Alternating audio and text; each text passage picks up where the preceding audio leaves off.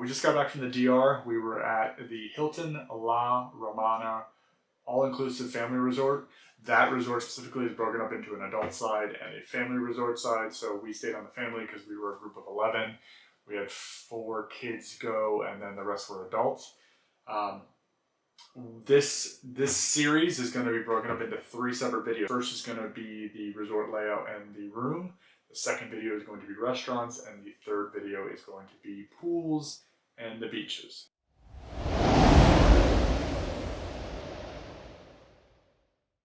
All right, so airport. When you are flying in the Dominican airport's nice. Part of it's open air when you're coming off the plane, but then when you get inside, everything's air conditioning, so that's nice. Custom line was super long right when we got off the airport, so when we got in the custom line, it was like a sneak line, and it was really long. We had a baby, just past 1-year-old actually, so the workers there along the custom line grabbed us, our whole party, and brought us over to the side to a sideline, so we got to skip all of that. It was super awesome. This actually happened a couple times at the airport. We got to skip lines because we had a very young child in our party, so it was really great. Thank you to the baby. Luggage claim. There are helpers that are at luggage claim. You will be prepared to tip them, but they are extremely helpful. They actually got us through lines and, picked up the snake lines, picked that up and got us all through, kind of skipped a bunch of stuff. So there will be helpers waiting there by the baggage claim if you have a larger party. Even if you don't, try to use them because they were really helpful. They took most of the luggage, they put it on the carts, and they guided us on where we needed to go. So that was really helpful. So thank you to the helpers in the Dominican Republic airport. You're out into the humidity and you're at ground transportation looking to grab your shuttle, whatever you're doing. So transportation from the airport, we used DAT, the Dominican Airport Transfers. They were great. I got their reference because of TripAdvisor. There was like 1,000 something reviews or a ton of reviews, and they were like 4.5, almost 5 stars. The whole experience was really good. I'll leave their website as well down in the description. Website booking was super simple, really easy. They send you an email with your arrival confirmation paperwork and then your departure confirmation paperwork. I would have both of those printed because they asked to see them. I had my arrival one, and then somehow I never lose things either, and I couldn't find it in my backpack, but I was dealing with passports and a bunch of crap all day long, so I was really annoyed at myself. Either way, I had it on my phone. He looked at it, looked up my name, looked at my driver's license. We were good to go. He was super friendly. Really amazing service. The shuttle service was clean. The vans were clean. They were, didn't break down. They had waters on the van for us as well. Air conditioning worked great. Really great experience. They knew exactly where they were going. No problems, no questions. Spoke English. It was a really good experience. So DAT, Dominican Airport Transfers, thank you. So it was great experience. All right, resort layout. I have a map of the resort. We'll pop that up possibly periodically through this video.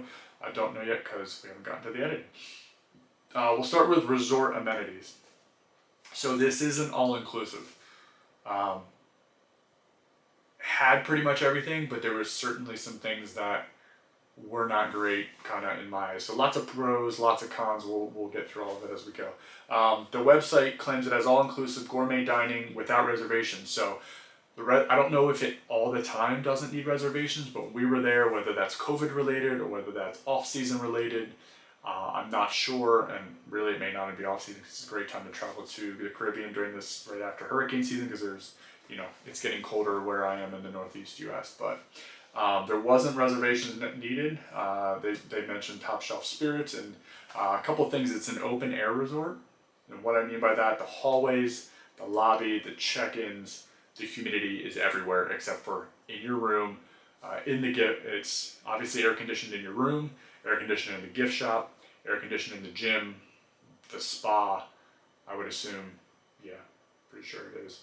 And some of the restaurants that aren't obviously outside open air. So when you walk out of your door, you are in the heat because all the hallways are open. There's no doors or anything, which is great because it's a very islandy feel, but humidity is all the time. So when we got there and you're waiting to get checked in, we'll go through some of that process, like you're in the heat all the time. Realize unless you go sit at a restaurant or find a way out of that if your room's not ready.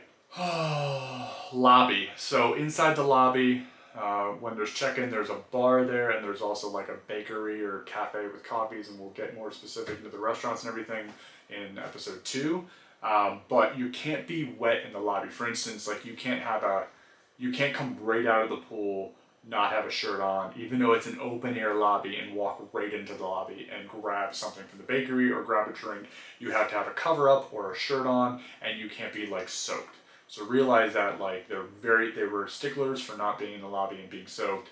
And I'm assuming getting the floor wrap because it could possibly be slippery or whatever. I didn't know. They actually mentioned that in check-in. You also must have a shirt or a cover up in the lobby, like I spoke about. This was a bit odd because it is open air. It is an open air resort, so like you're coming up the pool. There is a bar there. If you don't want to go to the pool bar, it's you can't really do that just endlessly. So heads up there. Daytime and activities and live nightly entertainment. So obviously you have the beach and pools during the day. They do have a water park. We'll cover that more in depth, obviously, in the pools and beach section. But it sets back kind of outside the resort, just a little bit. You know, once you come out the front, you make a left. It's right there, but we'll see that later. And then they have a fitness center, obviously, spa, and that's open 8 to 8. And they also say they have a seaside spa. I didn't know where that was. I saw a platform that possibly could have been, but I think they kind of like set up a table and then do it's more of like an ambiance thing. But they have a teen club, which is open 9 to 10. They have a kids club that's open 9 to 8:30. They have beach and pool aerobics, pool games, Spanish dance lessons, ping pong, board games, giant chessboard, batting cages, trampoline, water activities, snorkeling, windsurfing, theme nights, live entertainment, and they do have a casino. So lots of stuff to do. You should not get bored at this resort because of all the things that are going on. Even though I did during the day sometimes because I can't be at the beach and the pool just constantly. We kind of did some of that, but we'll get into more of that later. Group and business amenities. They have 8 flexible meeting spaces. They have a large ballroom with theater seating up to 930. They have banquet seating up to 630. So realize not only for business, but potentially for weddings and things like that. They have that capacity. They have terraces with ocean views, professional meeting organizer, high-tech audio and video for presentations. So business, things like that. If you want to do a business getaway trip like this, also would be an option for you.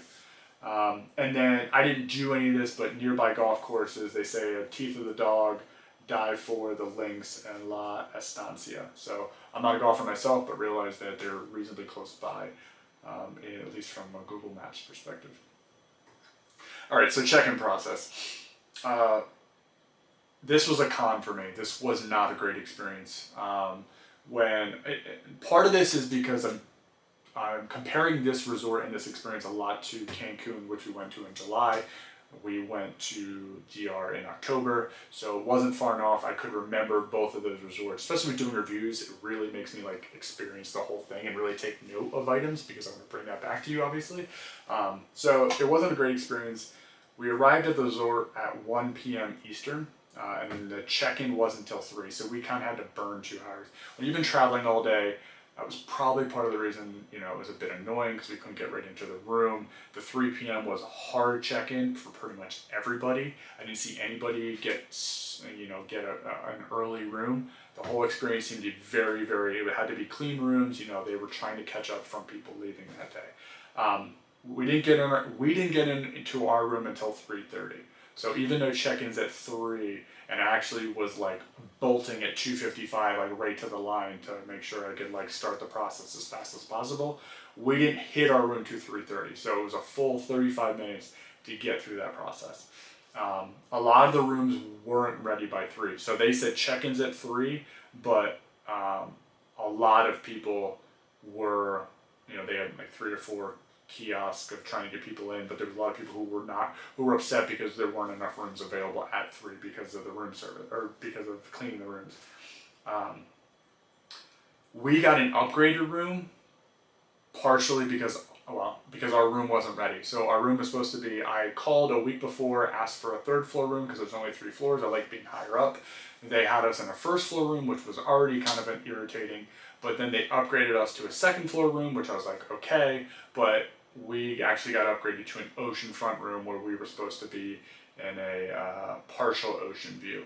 So that was amazing. And you'll see videos, and we'll get into the room specifically, but the upgrade was incredible. So the check-in process wasn't great, but the result was amazing. So I kind of can't be totally upset.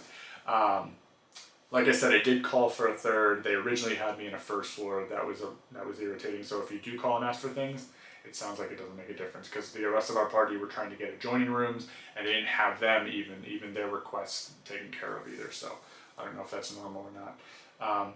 So that was the whole check-in process. Wasn't great. Rooms weren't ready. A lot of people were upset in the lobby because a lot of people have been traveling all day, and you're in the humid air, right?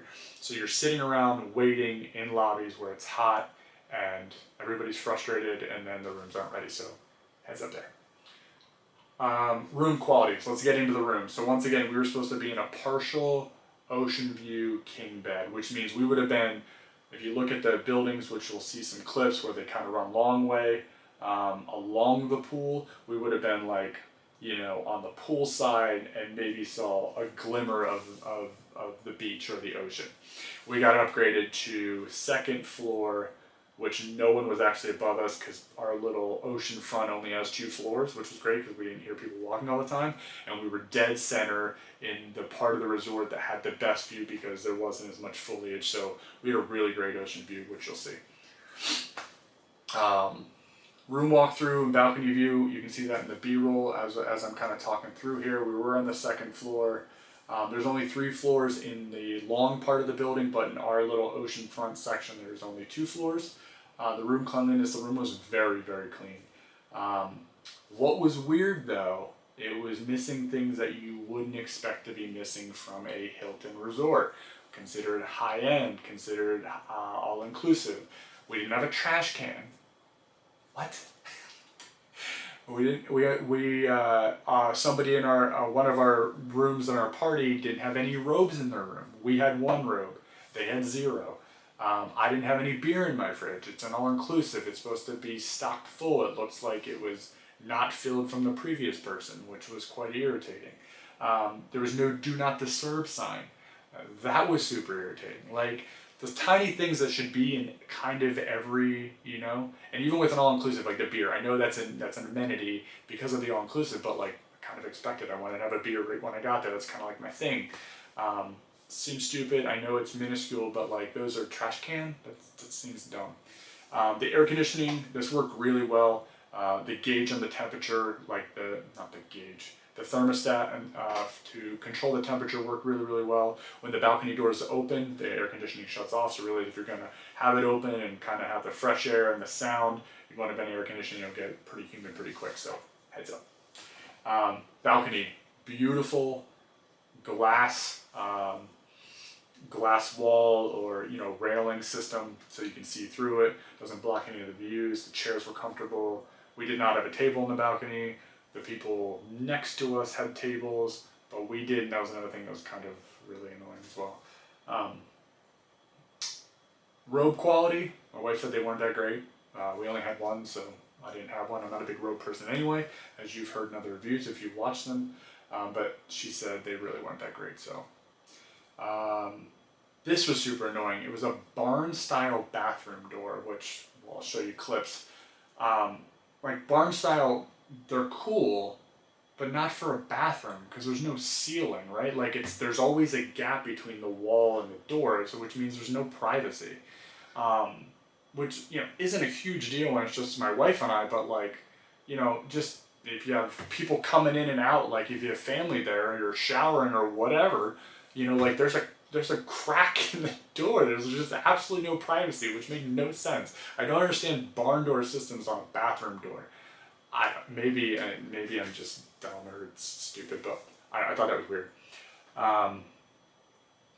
Shower and pressure, it was fine. There's a wand shower against the wall, which you'll see, and then there's a rain shower. We couldn't switch between the two because our button on the little controls wasn't there, so that was also frustrating. So that's a quality issue they should have fixed, because we couldn't even use the rain shower. We just had to use the wand all week, which wasn't a big deal. It's in a holder and it's like a normal shower, but rain showers are cool or whatever. But the pressure was good. This is coming from the mother of the baby in our group. There's no tub.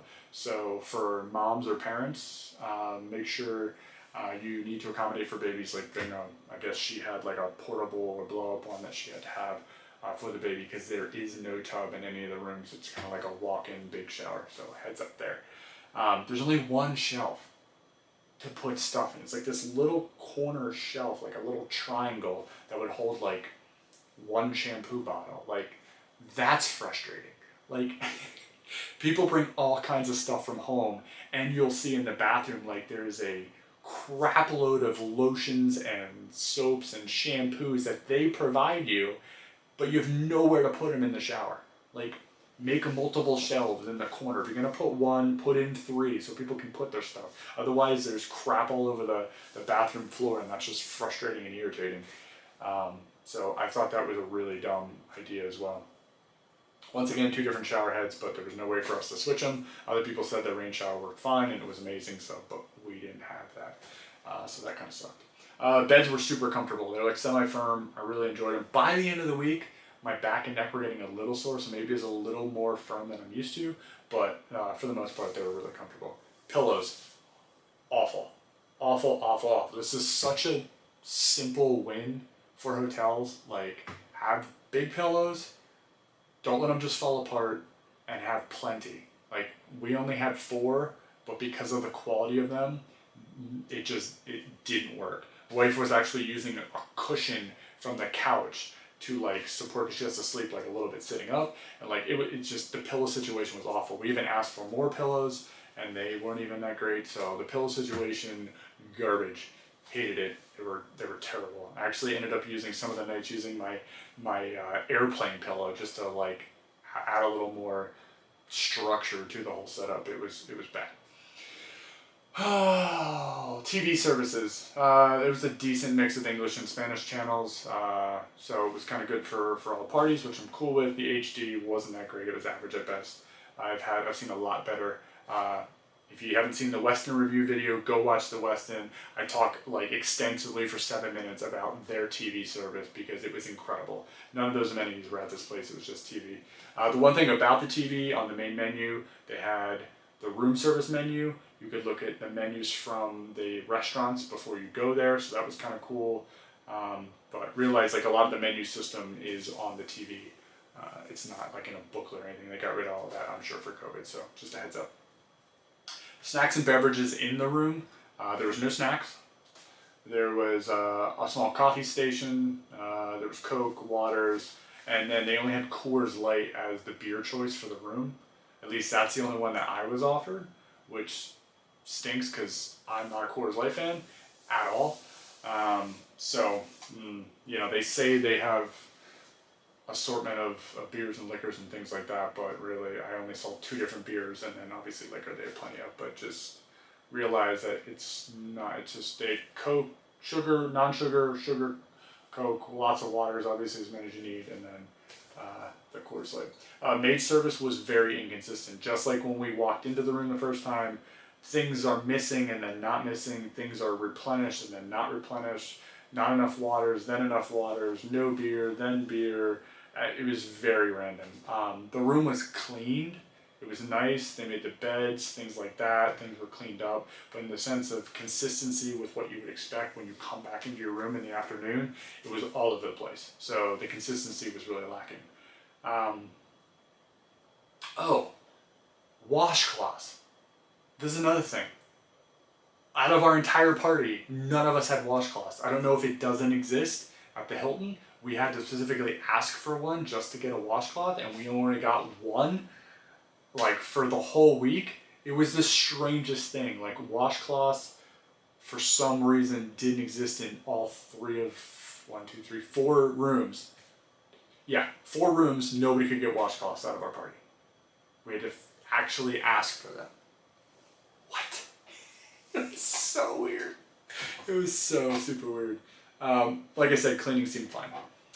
Alright, so that covers the rooms. Everything I have marked down there. Elevators, no elevators. None. So when you get there and they tag your luggage, they will bring the luggage to your room, let them bring it to you. because obviously you're carrying stuff up steps if you're on the 3rd floor and you have a lot of stuff. That's going to not be great. We're on the 2nd floor. We carried our stuff down when we were leaving. Obviously they brought it to us when we got there. So don't take your own luggage. Let them bring it to you because, you know, there's no elevators. Which isn't always a bad thing because when you're not carrying luggage, you don't have to wait on elevators, which is kind of great. So that is everything I have for episode 1. So we covered the room, we covered the resort layout, we covered the amenities. I'm sure there'll be tons of B-roll running through this. In the local area, the nearby golf courses, you know, they have a lot of stuff to do here, which was huge pros. You know, lots of things that you can get into if you want to do activities, things like that. And the resort layout was really well done. It was easily understandable. You're gonna have to use the map for the first couple of days because it is spread out. It's a big place. So the family resort has its own lobby. The adult has its own lobby as well. And the adult section, it's like almost its own resort, but they're right next to each other. There's an invisible line that runs right down the middle between them, and you know you can walk back and forth as long as you don't have kids. So people on the family side can use the things as long as you're just an adult. You can go over to the adult pools and vice versa. But realize like there's no barrier. It's just an invisible line that runs. You can actually walk the hallways to go to each other. Adults can use the restaurants on the family adults can use restaurants on the adult side if they obviously don't take their kids with them. So realize that you can use both, which is really cool. The pools are all really gorgeous. The landscaping is absolutely unbelievable. It was one of the most beautiful resorts I've ever been to, from the layout, manicured landscaping, the way they use the natural vegetation around the pools, around the beach, all that kind of stuff was really great. Just really weird annoyances with check-in, with things missing in your room, and just some random stuff. The other thing I wanted to mention, back to the room, and I have a video of this, is the balcony when it pours. Our balcony, I think, and it's just our room, it was the way the roofs were constructed. Like the roofs came in as metal roofs right to our balcony and just flooded the balcony every time it rained. And there's like a tiny hole that's supposed to drain the balcony that obviously would fill up too fast before it could drain. So I was actually like using a blow up like floaty for the beach and like pushing the water down the drain. So that was really dumb, which is probably why we got upgraded to that room, because it was probably the worst of the ocean front. I mean, it was right in the middle, perfect views, but like construction, like that was really stupid, because it was just, and you'll see it, it was just flooding into the balcony. So really weird. So when we moving back, we did the rooms, we did the amenities, we covered the airport and travel. So if you have any questions about getting there, how the airport experience was, COVID questions, getting out of Dominican back into the U.S., or whatever that looks like, if you have any questions about any of that stuff, certainly leave them in the comments. I answer all of my questions. I have a plethora of information about this, obviously, because it's fresh, and I have lots of notes here as well, so I'll try to answer it to the best of my ability. If I don't have an answer, I'll just tell you that, or I will go and try to find it as well. I think that's all I have for resort layout and room quality. And then, like I said, this is 3-part series. Number 2 will be restaurants, and number 3 will be the pools, water park, and the beach. So we will leave it there for this one, and we will see you in episode 2 for restaurants. All right, thanks.